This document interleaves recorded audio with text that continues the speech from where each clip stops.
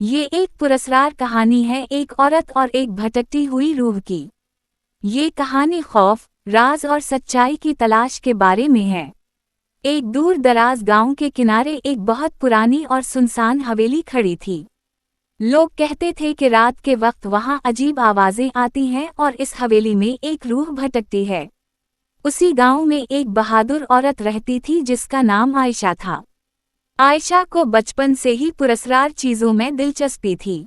एक दिन उसने गांव वालों से इस हवेली के बारे में सुना। सब लोग उसे वहां जाने से मना करते थे क्योंकि कई लोग वहां जाकर खौफजदा हो चुके थे। एक रात आयशा ने फैसला किया कि वो इस हवेली का राज जानकर ही रहेगी। आसमान पर बादल थे और हल्की चांदनी जमीन पर फैली हुई थी। जब आयशा हवेली के दरवाजे के पास पहुंची तो दरवाजा खुद ब खुद चरचराते हुए खुल गया। अंदर हर तरफ अंधेरा और सन्नाटा था। अचानक ऊपर वाली मंजिल से कदमों की आवाज आई। आयशा का दिल तेजी से धड़कने लगा, लेकिन उसने हिम्मत नहीं हारी। वो आहिस्ता आहिस्ता सीढ़ियां चढ़ने लगी।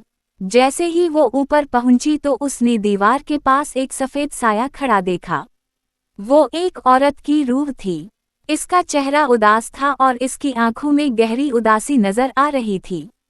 आयशा पहले तो डर गई, लेकिन फिर इसने हिम्मत करके पूछा, तुम कौन हो? रूह ने धीमी आवाज में जवाब दिया, मैं इस हवेली की मालिकन थी।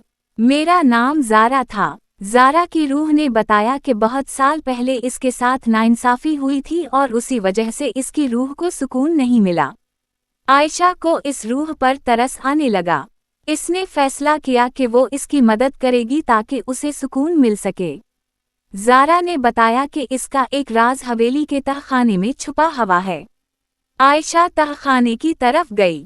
वहां बहुत अंधेरा था और हवा में अजीब सी ठंडक थी। जमीन के नीचे एक पुराना संदूक रखा हुआ था। आयशा ने उसे खोला तो अंदर कुछ पुराने कागजात और एक लाकट था। इन कागजात में ज़ारा की कहानी लिखी हुई थी। इनमें सच दर्ज था कि इसके साथ धोखा किया गया था। जब आयशा ने वो लाकट ज़ारा की रूह को वापस दिया तो अचानक पूरे कमरे में रोशनी फैल गई। ज़ारा की रूह के चेहरे पर पहली बार सुकून नजर आया।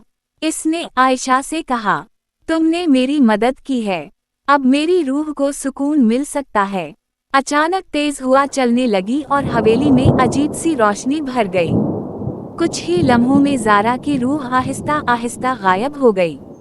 जो हवेली पहले डरावनी लगती थी अब पुरसुकून और आमसी महसूस होने लगी। अगली सुबह आयशा गांव वापस आई और सबको सच बताया। गांव वाले हैरान थे क्योंकि अब हवेली बिल्कुल खामोश और परामन हो चुकी थी। लोगों ने आयशा की बहादुरी की बहुत तारीफ की। इस दिन के बाद वो हवेली खौफ की जगह नहीं रही बल्कि एक पुरानी यादगार बन गई।